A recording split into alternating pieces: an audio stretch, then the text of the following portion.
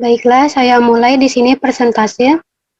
Sebelumnya, terima kasih saya ucapkan kepada Bapak Moderator yang telah memberikan kesempatan kepada saya.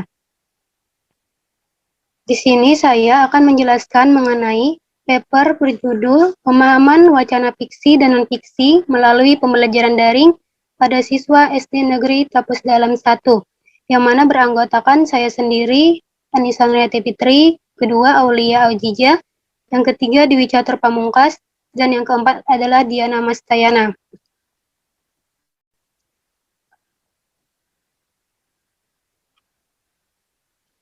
Baik, yang pertama memasuki kepada pendahuluan atau berisi latar belakang.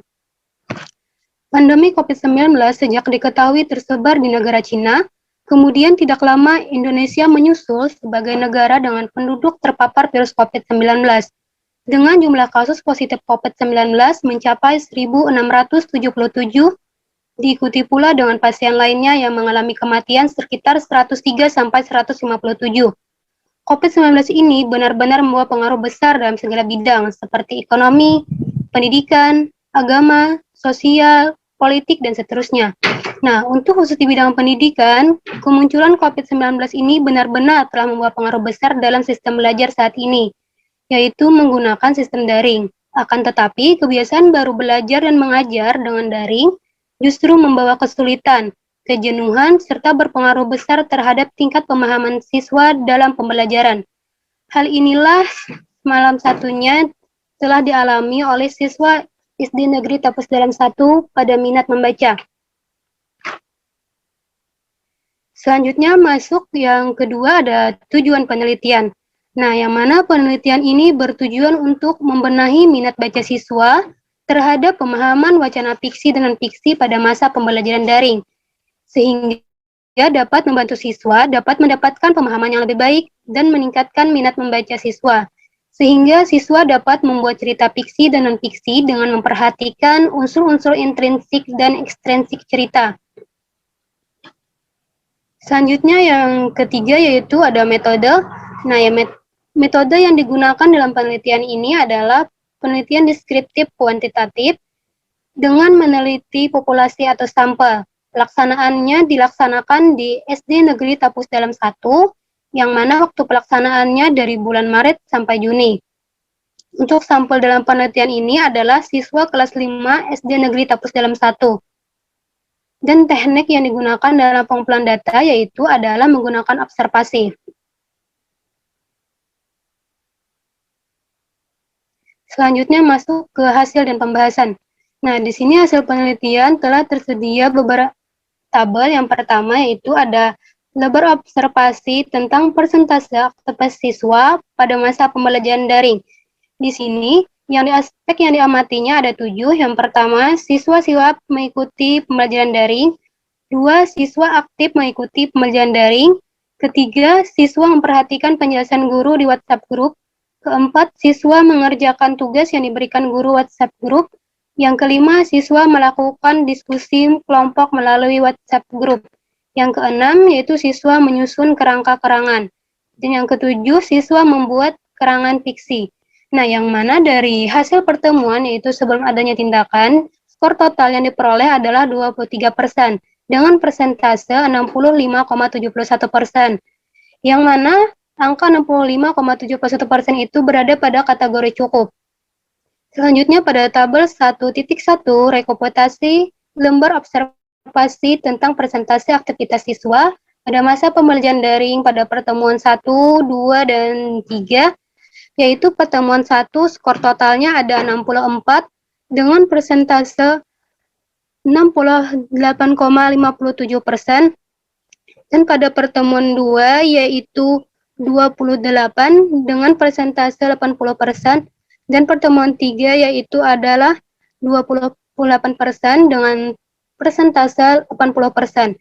Nah, yang mana persentase keseluruhannya itu berjumlah 76,19%. Yang mana angka 76,19% itu berada pada kategori baik. Selanjutnya di sini ada tabel titik 2 yaitu lembar penilaian observasi pemahaman siswa pada masa pembelajaran daring tentang wacana fiksi dan non-fiksi. Kriteria yang diamatinya ada 4. Yang pertama yaitu penyelesaian tugas individual, analisis tugas individual, penguasaan materi, dan penyampaian materi. Nah, skor totalnya itu ada 9 dengan persentase 56,25%. Dan angka 56,25% itu berada pada kategori cukup. Selanjutnya pada tabel 2.1 yaitu rekapitulasi lembar penilaian observasi pemahaman siswa pada masa pembelajaran daring tentang wacana fiksi dan non-fiksi pada pertemuan 1, 2, dan 3. Yang mana pertemuan 1 skor total yang diperoleh adalah 9 dengan persentase 56,25%. Dan pada pertemuan 2 skor total yang diperoleh adalah 13 dengan persentase 81,25%. Dan pertemuan 3 skor totalnya ada 14 yang persentase 87,5%. Yang mana persentase keseluruhannya itu adalah 75%. Dan angka 75% itu berada pada kategori berhasil. Selanjutnya masuk ke pembahasan.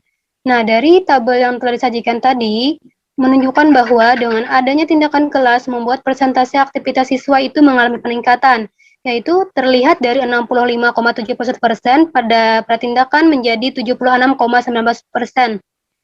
Demikian pun berdasarkan hasil observasi tentang pemahaman wacana fiksi dan non-fiksi pada pembelajaran daring mengalami peningkatan yang mana terlihat dari 56,25% pada pratindakan menjadi 75%. Nah, yang mana angka tersebut berada pada kategori berhasil atau baik. Adapun cara yang dilakukan untuk meningkatkan pemahaman wacana fiksi dan non-fiksi pada masa pembelajaran daring yaitu pertama yaitu menonton film anak bersama-sama yang berkaitan dengan cerita fiksi dan non-fiksi.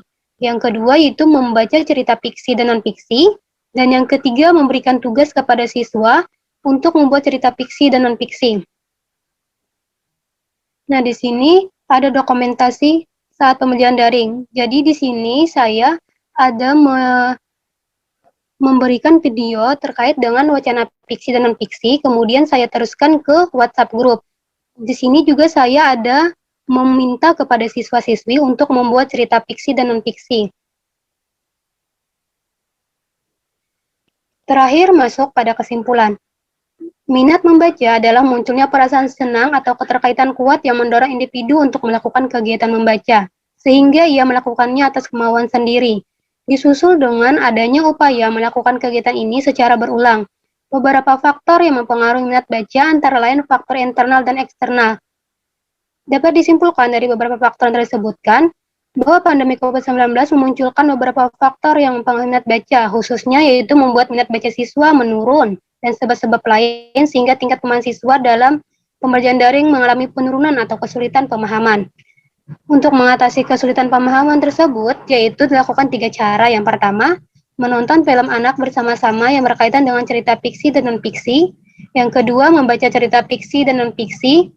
Dan yang ketiga, yaitu adalah memberikan tugas kepada siswa untuk membuat cerita fiksi dan non-fiksi.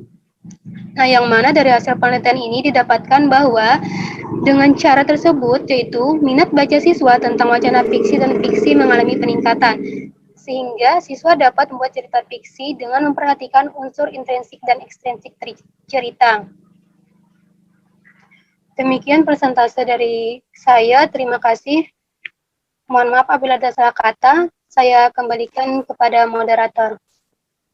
Terima kasih atas presentasinya dari Anissa Nurhayati Fitri.